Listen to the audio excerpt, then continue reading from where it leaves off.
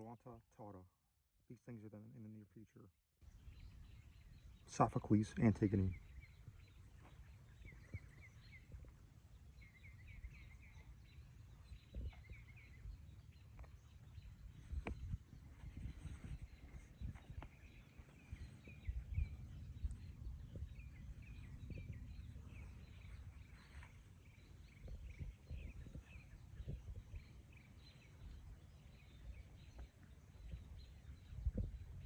Born again.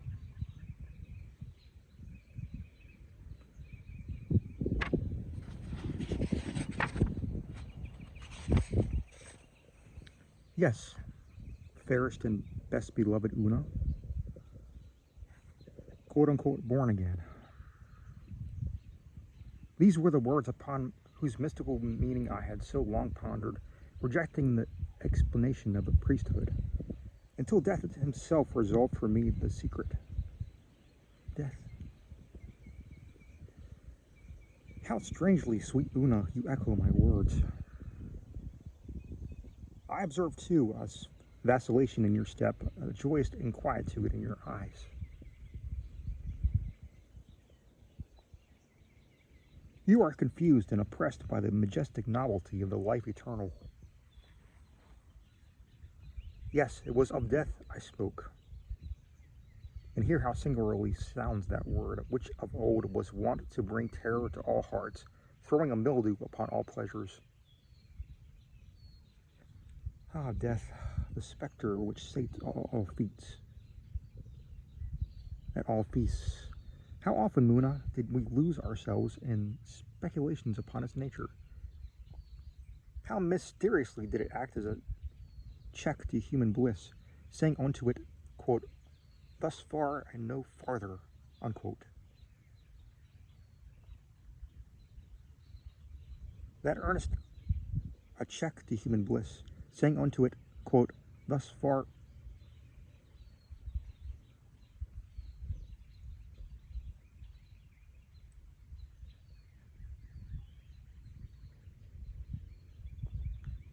That earnest mutual love, my own monos, which burned within our bosoms, and vainly did we flatter ourselves, feeling happy in its first upspringing, that our happiness would strengthen it with its strength. Alas, as it grew,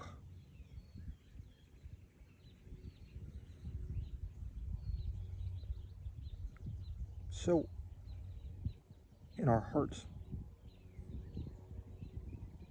the dread of that evil hour which was hurrying to separate us forever, thus in time it became painful to love.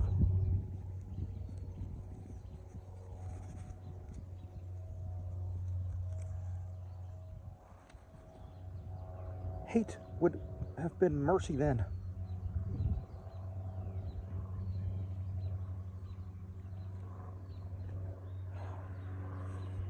Speak not of these griefs, dear Una. Mine forever now.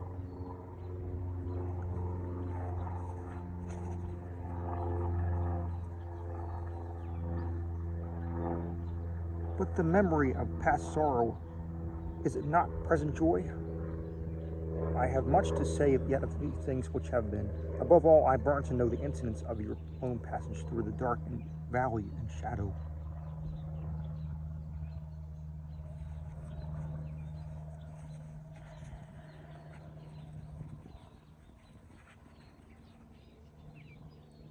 And when did the radiant Una ask anything of her monos in vain? I will be minute in relating all, but at what point shall the narrative begin? At what point? You have said. Monos, I comprehend you. In death we have both learned.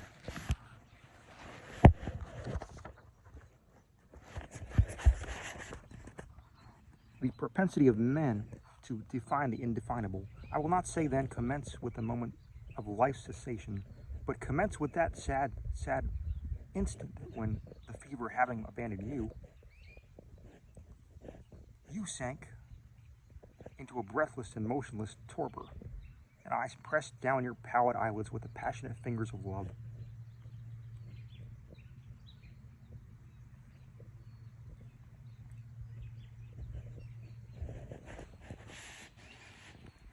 One word first, my Luna. In regard to man's general condition at this epoch, you will remember that one of or two of the wise among our forefathers, wise in fact, although not in the world's esteem, had ventured to doubt the propriety of the term quote-unquote improvement as applied to the progress of our civilization. There were periods in each of the 5 or 6 centuries immediately preceding our dissolution when arose some vigorous intellect, boldly contending for those principles whose truth now appears, to our disenfranchised reason, so utterly obvious, principles which have taught our race to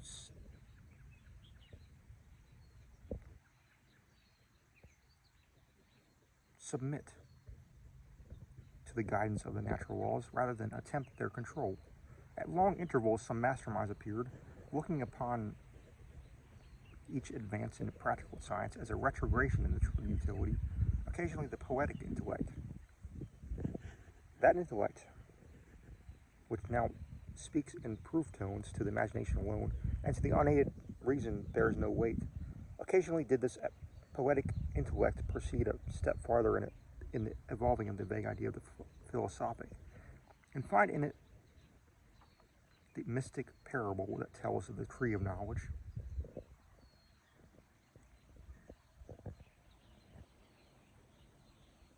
and of its forbidden fruit, death producing a distinct intimidation that knowledge was not meet for man in the infinite condition of the soul. And these men, the poets, living and perishing themselves amid the scorn of the quote-unquote utilitarians of rough pedants, who arrogated to themselves a title which could have been properly applied only to the scorn. These men, the poets, ponder piningly, not unwisely, upon the ancient days when our wants were not more simple than our enjoyments were keen.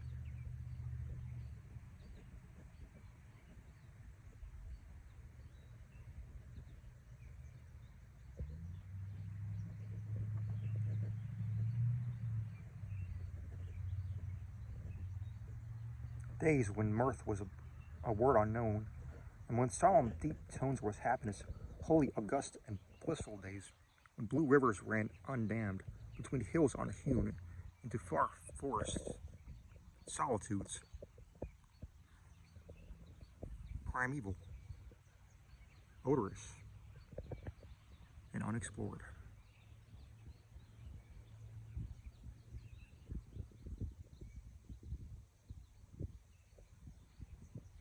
Yet these noble exceptions from the general misrule served but to strengthen it by opposition. Alas, we have fallen upon the most evil of all our evil commotions.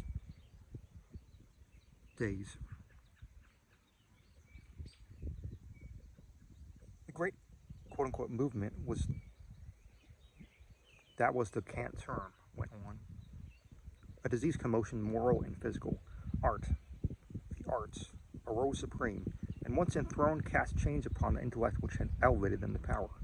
Man, because he could not but acknowledge the majesty of nature, fell into childish exultation at his acquired and still increasing dominion over her elements. Even while he stalked a god in his own fancy, an infantile imbecility came over him.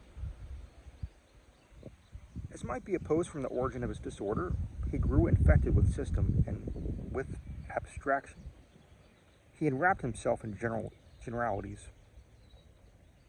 Among other odd ideas, that of universal equality gained around, and in the face of analogy and of God, in despite of the loud warning voice of the laws of gradation, so visibly pervading all these things in heaven and earth, wild attempts at an omniprevalent democracy were made. Yet this evil sprang necessarily from the leading evil, knowledge. Man could not but know and succumb. Meantime, huge smoking cities arose, innumerable. Green leaves shrank before the hot breath of furnaces.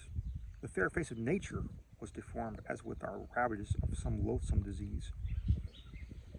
And methinks, sweet Una, even with our slumbering sense of the forced and of the far-fetched, might have arrested us here. But now it appears that we have worked out our own destruction in the perversion of our taste, or rather in the blind neglect of its culture in the schools. For in truth, it was at this crisis that taste alone, that faculty which, holding us a middle position between the pure intellect and the moral sense, could never safely have been disregarded. It was now that taste alone could have led us gently back to beauty, to nature, to life. But alas for the pure contemplative spirit and majestic intuition of Plato. Alas for which he justly regarded as an all-sufficient education for the soul. Alas for him and for it, since both were most desperately needed when both were most entirely forgotten or despised. Pascal, a philosopher whom we both love, has said how truly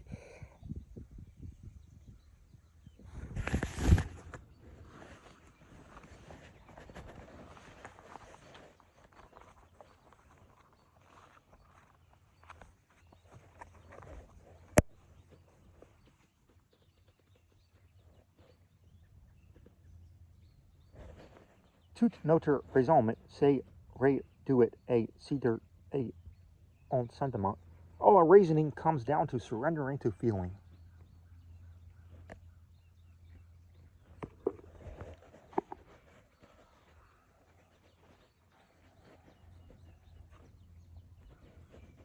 And it is not impossible that the sentiment of the natural, had time permitted it, would have regained its old ascendancy over the harsh mathematical reason for the schools. But this thing was not to be, prematurely induced by intemperament of knowledge.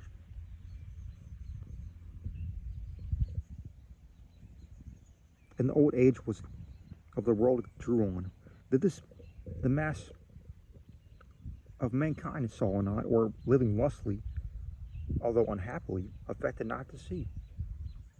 But for myself, the earth's records had taught me to look for the widest ruin as the price of civilization, highest civilization. I had imbibed it.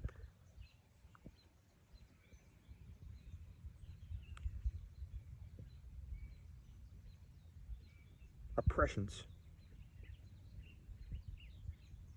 of our fate. From comparison of China, the simple and enduring, with Assyria, the architect, with Egypt, the astrologer, with Nubia, more crafty than either, the turbulent mother of all arts. In history of these regions, I have met with a ray from the future. The individual artificialities of the three latter were local diseases of the earth, and in their individual overthrows we had seen local remedies applied. But for the infected age at large, I could anticipate no regeneration of save and death, that man as a race should not have become extinct. I saw that he must be, quote unquote, born again.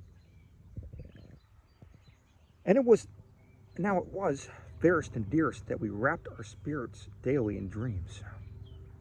Now it was that in twilight we discoursed of the days to come, when the art-scarred surface of the earth, having undergone the purification which alone could efface its rectangular obscenities, should clothe itself anew in the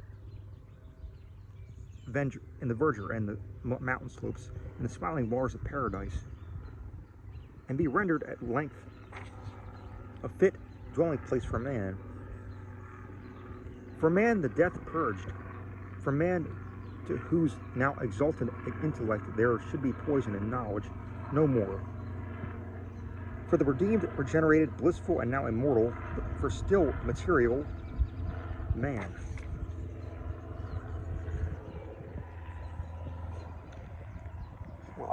Well do I remember these conversations, dear Monos? But the epic of the fiery overthrow was not so near at hand.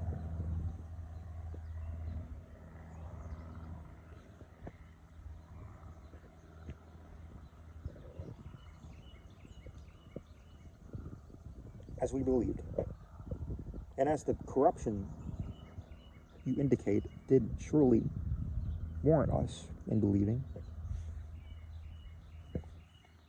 Men lived and died individually.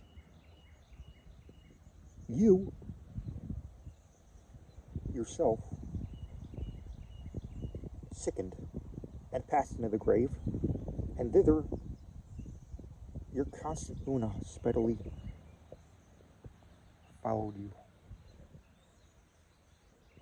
And though the century, which has since elapsed, and whose conclusion brings us thus together once more,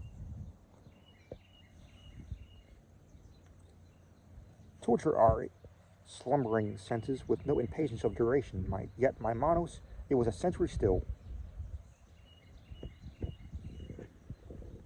Say rather, a point in the vague infinity. Unquestionably, it was in the earth's dotage that I died. Wearied at heart with anxieties which had their origin in the general turmoil and decay, I succumbed to the fierce fever. After some days of pain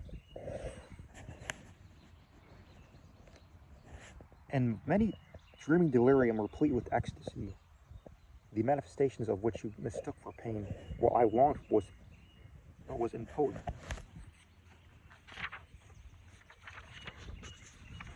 To under-deceive you.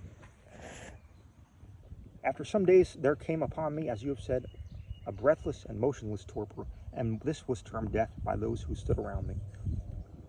Words are vague things. My condition did not deprive me of sentience. It appeared to me not greatly dissimilar to the extreme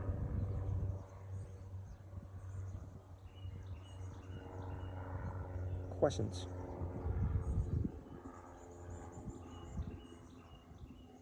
of him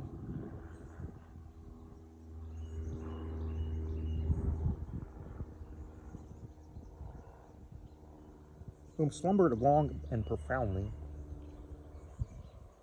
lying motionless and fully prostrate in a midsummer noon, begins to steal slowly back into consciousness.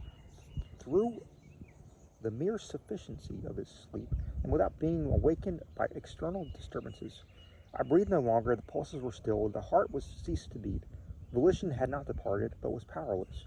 The senses were unusually active, although eccentrically so. Assuming each other's functions at random, the taste and the smell were inextricably confounded, but became one sentient, abnormal and intense. The rosewater with which your tenderness had moistened my lips to the last affected me with sweet fancies of flowers. Fantastic flowers, far more lovely than any of our old earth, but whose prototypes we have here blooming around us.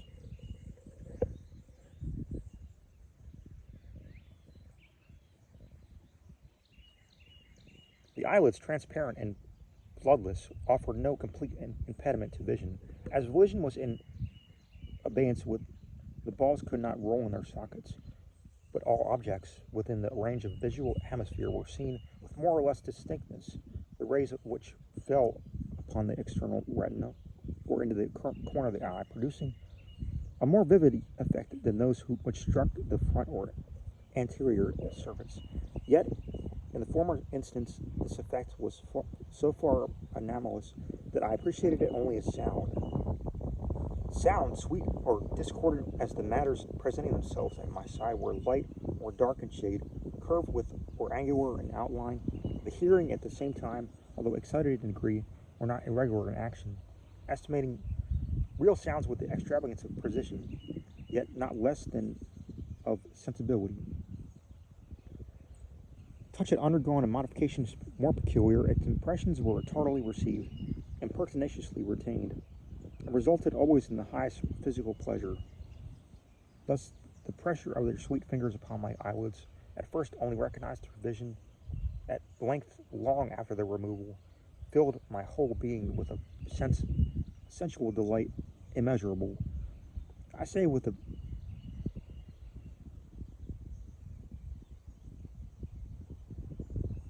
sensual delight. All our perceptions are purely sensual.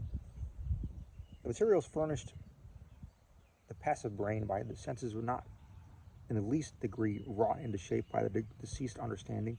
Of pain there was some little, of pleasure there was much, but of moral pain, or pleasure, none at all. Thus your wild sobs floated in my ear with their mournful cadences, and were appreciated in their every variation of sad tone, but were soft musical sounds and no more. They conveyed to the extinct reason no intimidation of the sorrows which gave them birth, while the large and constant tears which fell upon my face, telling the bystanders of a heart which broke, thrilled every fiber of my frame with ecstasy alone. And in this the truth of death, of which these bystanders spoke reverently in low whispers, you, gaspingly with loud cries. They attired me for the coffin, 3 or 4 dark figures which flitted lustily to and fro. As these crossed the direct line of my vision, they affected me as forms, but upon passing to my side, their images impressed me with the idea of shrieks, groans, or other dismal expressions of terror or horror or woe. You alone, habited in a white robe, passed in all directions musically about me. The day waned, and as light faded away, I became possessed by a vague uneasiness. An anxiety such as the sleeper feels when sad, real sounds fall continuously within his ear. Low, distant bell tones, solemn, long, but equal intervals, and commingling with melancholy dreams. Night arrived, and with its shadows, a heavy discomfort.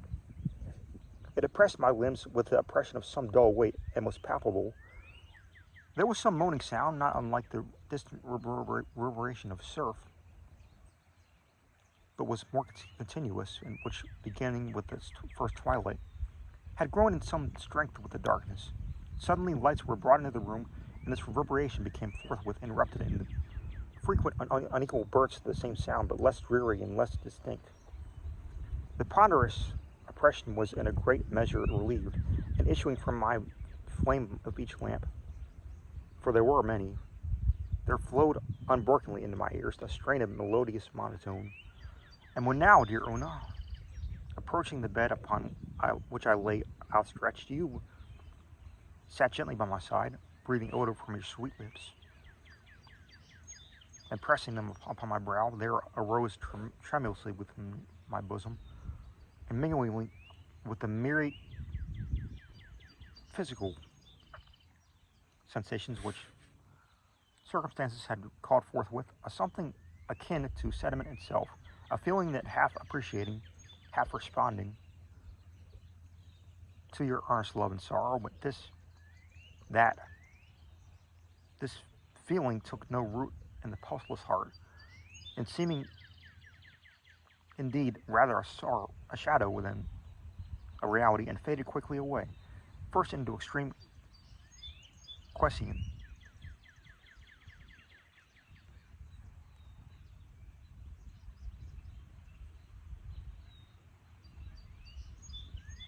quiescence, and then into purely sensual pleasure as before. And now, from the wreck of the chaos of the usual senses, there appeared to have risen within me a sixth, all perfect. In its exercise I found a wild delight, yet a delight still physical, inasmuch as the understanding in it had no part. Motion in the animal frame had fully ceased. No muscle quivered, no nerve thrilled, no artery throbbed. But there seemed to have sprung in the brain that of which no words could convey to the merely human intelligence, even as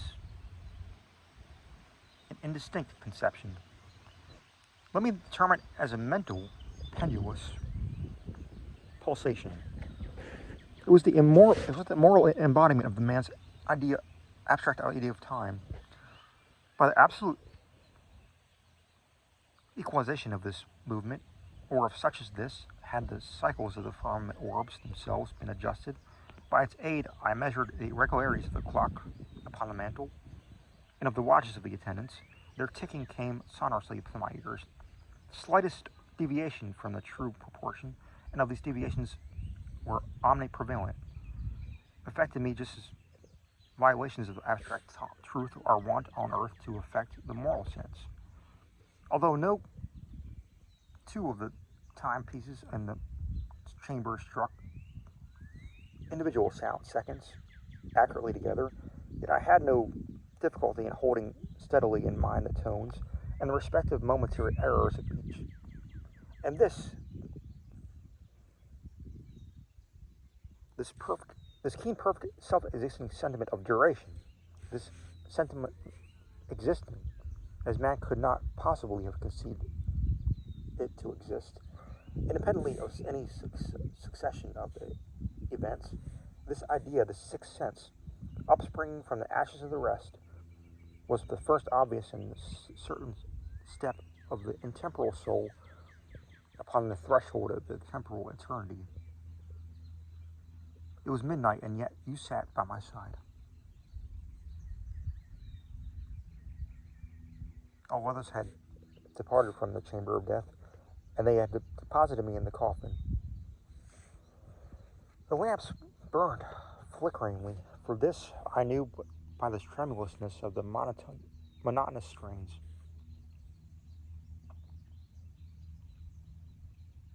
But suddenly, these strains diminished in distinctness and in volume.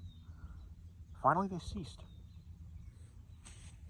The perfume of my nostrils died away. Forms affected my vision no longer. The oppression of the darkness uplifted itself from my bosom. A dull shock like that of electricity pervaded my frame, and was followed by total loss of the idea of contact. All of what man has termed sense was merged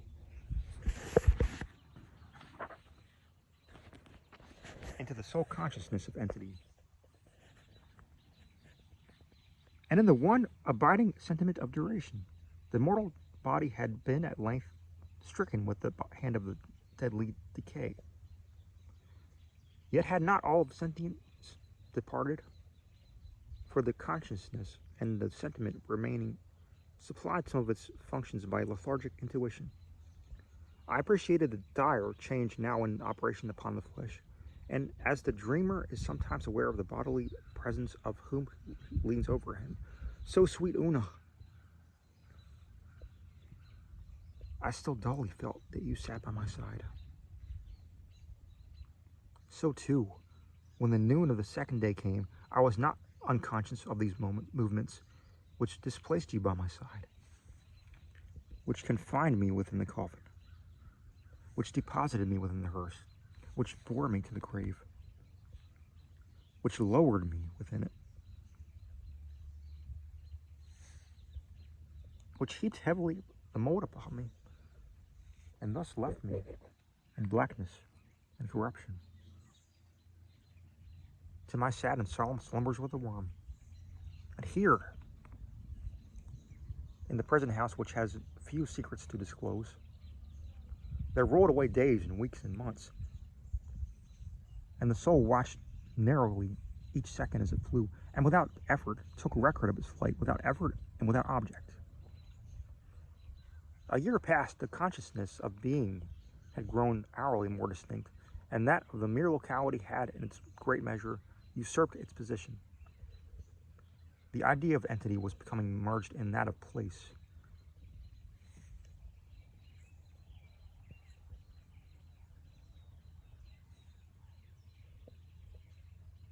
The narrow space immediately surrounding what had been the body was now going to be the body itself.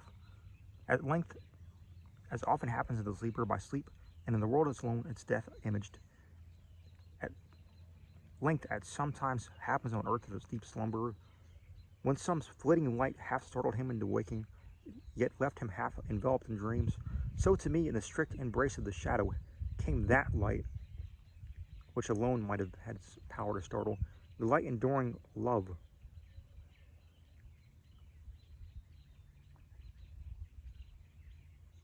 Men toiled at the grave of which I lay darkling. They up through the damp earth. Upon my mouldering bones they descended the coffin of Uno. And now again all was void. That nebulous light had been extinguished. That feeble thrill had vibrated itself into quiescence.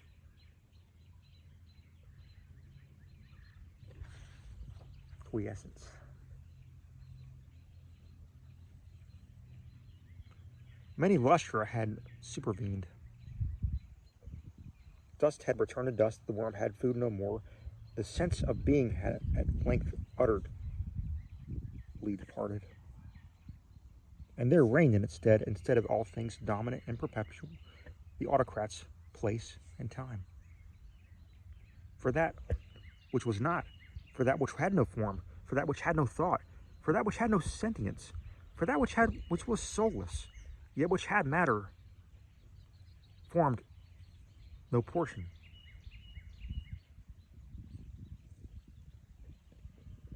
For all this nothingness, yet for all this immortality.